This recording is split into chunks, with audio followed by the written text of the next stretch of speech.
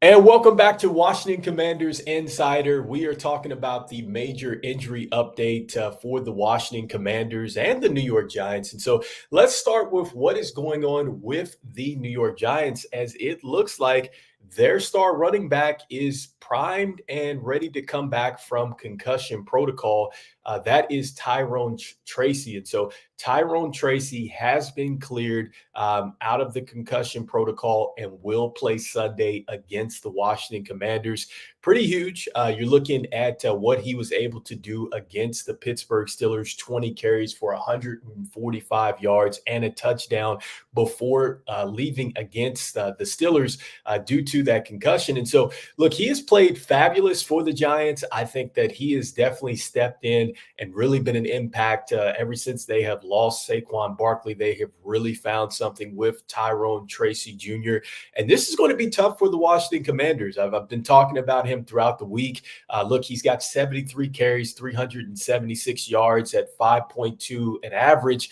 And he's also got 2 touchdowns on the year. He's looked very good, and he's clearly moved into the starting position ahead of Devin Singletary. So getting it done there. And right now, he is right up there as far as receiving for this team as well. It is only, Wan'Dale Robinson. You got Theo Johnson. You have Darius Slayton, Malik Neighbors. Those are players that are ahead of him. But right now, as far as receptions, he's right there at 16 receptions on 20 targets, 113 yards. He's averaging 7.1 an average there. So no touchdowns, but still he's been an effective runner and also to a passer. And so I think he certainly helps Daniel Jones in this offense, which is historically really struggling this season.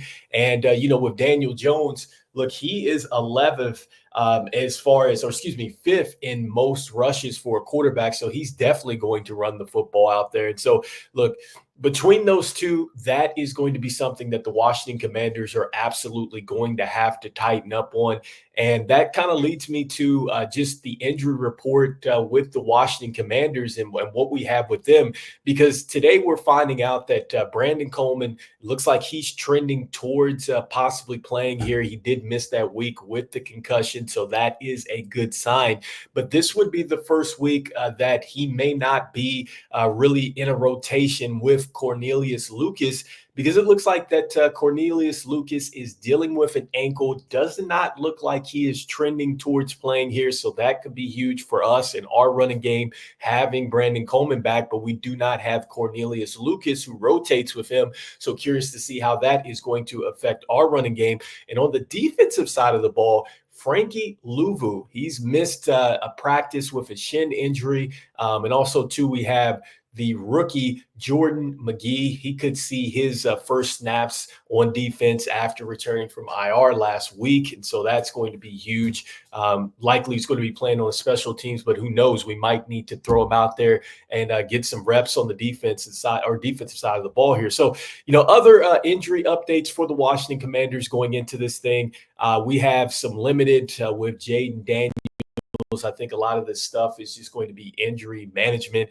Brian Robinson Jr., he's definitely been banged up. Looks like he had a hamstring to go along with that knee, but he's been limited Wednesday, Thursday. And then also, too, Zacchaeus, he's been limited with a hamstring. Just talked about Brandon Coleman with the concussion. He had a full practice, so it looks like he's trending well. And then we had an ankle injury initially for Terry McLaurin, but it looks like he's been a full participant at practice, which is a good sign. So those are some key injury updates for the Washington Commanders moving forward. And so now let's look a bit more into these keys and these injuries and things like that. And so going into the New York Giants and talking about them, when you get a guy like Tyrone Tracy back, I think that this is certainly going to help them, and hopefully they're able to cap off drives, because the Giants have been very good at really generating some long drives out there.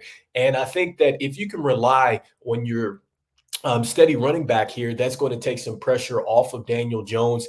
And clearly, we want to make the Giants one dimensional. And so I think that this is where the Giants maybe get a little bit of a boost here because they may not necessarily turn into a one dimensional team, especially if Tyrone Tracy is really running well out there. And so that's where the Washington Commanders are certainly going to be tested. I've talked about how they have been gashed before in the past on the run game. And so this is something that they're going to have to limit, really just try to keep him down because, I mean, if he's getting about 5.2 yards a carry, you want to try to limit that to anywhere to 3 to 4 yards per carry. And that's huge through the course of a game because now you're making that first down marker a little bit harder to get to. And I think that as you make Daniel Jones and these guys have to work a little bit more for those first downs, I think that it really plays into the favor of the Washington Commanders. And their defense has really been heating up. And so that's one of the things that I do like about the Washington Commanders here is that the defense has been heating up. And I feel like they have a real chance to generate some turnovers against the New York Giants here. And so next up, I just want to move into another point. And this is something that was talked about on Washington or Locked On Washington Commanders, a great podcast there. Make sure you go over there and subscribe. But he was talking about the fact that the red zone scoring for the Washington Commanders right now, as good as we've been scoring the football, we're only 24th in the league, which I thought that was a puzzling stat here, which means that if we're finishing with field goals, that doesn't count as an actual score in the red zone. And so, when we look at the Giants are a pretty good red zone defensive team. We saw how impactful that can be because the Bears are an elite red zone team, and it was extremely difficult for the Washington Commanders to score, obviously, until we got that late touchdown pass. But this is another sign of just the team taking another step forward. Like we have to be able to finish drives, right? Because when we go back and we look at that Ravens game, maybe one of the differences there is that we have got to get touchdowns. We've got to get touchdowns.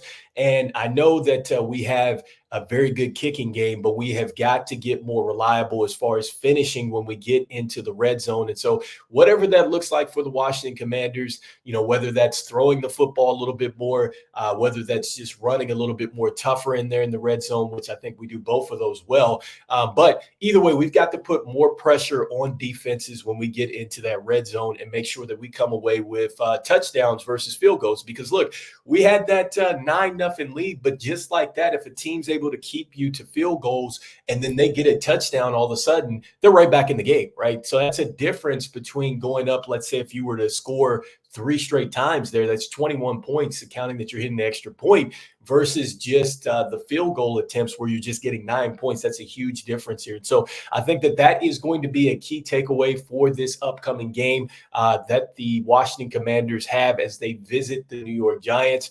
Let me know in the comments, what is your biggest takeaway about these injury reports? We're going to be talking some more Washington Commanders football as we got one more day. And then it is game time for these Commanders. So as usual, this is your host, Rico, and I'm saying go Commanders, and I will see you on the next one. Peace. Peace.